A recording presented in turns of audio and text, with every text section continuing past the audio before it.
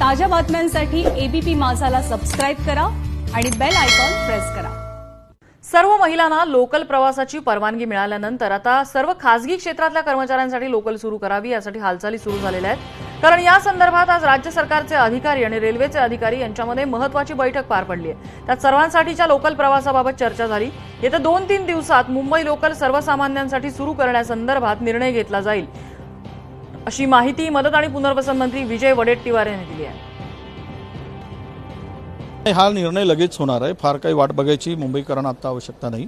पुढच्या 2-3 दिवसांमध्ये यावर नक्की शिक्कामोर्तब होईल। म्हणून आम्ही सगळ्या संघटनांना विचारात घेऊन त्यांचं मत विचारून घेऊन त्यांचे शेड्यूल आहे, त्यांचे वेळापत्रक आहेत की कुठल्या इंडस्ट्री, हॉटेल इंडस्ट्री पहाटेला त्यांचं काम सुरू होतं, रात्री 11:30 पर्यंत चालतं, मग त्यांना कुठला वेळ आपण द्यायचा।